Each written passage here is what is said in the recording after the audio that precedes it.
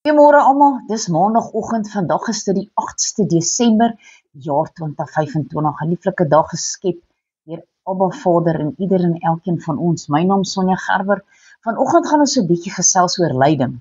Een of ander tyd tref lyding mense. Dit is net hoe dit is. Daaraan kan ons niks ontkom nie, want ons leef ongelukkig in 'n stikkende wêreld. Wat saak maak is wat ons met ons lyding doen. Mense reageer natuurlik verskillend op lyding. Gelowiges wat geleer het om vanuit hulle geloof in God op lyding te reageer, vind uit hoe hulle as oorwinnaars kan lewe te midde van lyding. Want hulle sien God en sy werk om hulle karakter te vorm. In die lyding wat hulle lewe raak, aan die begin buig hulle in aanbidding ook voor hom neer en hulle maak dat die lyding vir hulle verdraagsaam is. Halleluja. Kom ons lees hierso die eerste gedeelte wat ek met julle wil deel, kom uit Jesaja 53 vers 1 tot 12. En is ons Jesus Christus wat gelei het vir ons. Wie het geglo wat aan ons verkondig is en aan wie is die arm van die Here geopenbaar? Hy tog het soos 'n loot voor sy aangesig opgespruit en soos 'n wortel uit droë grond. Hy het geen gestalte of heerlikheid gehad dat ons aan hom aansien het nie, en geen voorkoms dat ons hom sou begeer nie. Hy was verag, deur die mense verlaat, 'n man van smart en bekend met krankheid, ja, soos een vir wie 'n mens sy gelaat wil verberg. Hy was verag en ons het hom nie geag nie. Nogtans het hy ons krankhede op hom geneem en ons smarte, die het hy gedra, maar ons het hom gehou vir een wat geplaag, deur God geslaan en verdruk was. Maar hy is terwille van ons oortredinge deurboor, terwille van ons ongeregtighede is hy verbrysel. Die straf wat vir ons die vrede aanbring was op hom, en deur sy wonde het daar vir ons genesing gekom. Laat ons almal wat gedwaal het soos skape, ons het elkeen sy eie pad geloop, maar die Here het die ongeregtigheid van ons almal op hom laat neerkom.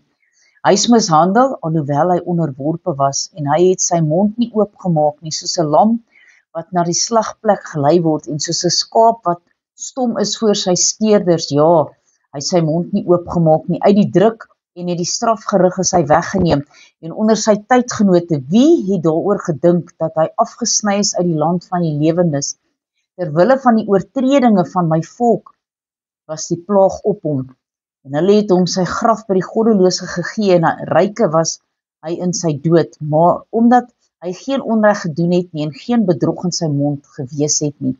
Maar dit het die Here behaag om hom te verbrysel, hy het hom gekrank gemaak. As sy siel 'n skuldoffer aangebied het, sal hy 'n narkoos sien. Hy sal die dae verleng en die welbehaag van die Here sal deur sy hand voorspoedig wees. Weens die moeitevolle lyde van sy siel, sal hy dit sien en versadig word. Deur sy kennis sal my knegt die regverdige baie regverdig maak, en hy sal hulle skuld dra. Daarom sal ek hom 'n deel gee onder die grootes, en met magtiges sal hy byt verdeel, omdat hy sy siel uitgestort het in die dood, en saam met die oortreders getel was, terwyl hy tog die sonde van baie gedra, en vir die oortreders gebid het. Halleluja, terwyl hy daar gehang het, het hy nog vir hulle gebid ook. Die tweede gedeelte is 2 Tessalonisense 1 vers 5 tot 10. 'n teken van die regverdige oordeel van God, dat hulle die koninkryk van God waardig geag mag word, waarvoor julle ook ly. Aangesien dit reg is by God om aan die wat julle verdruk verdrukking te vergelde, en aan julle wat verdruk word verligting te gee, saam met ons in die openbaring van die Here Jesus Christus uit die hemele met sy magtige engele, in vuur en vlam, wanneer hy wraak uitoefen op die wat God nie ken nie, en op die wat aan die evangelie van ons Here Jesus nie gehoorsaam is nie.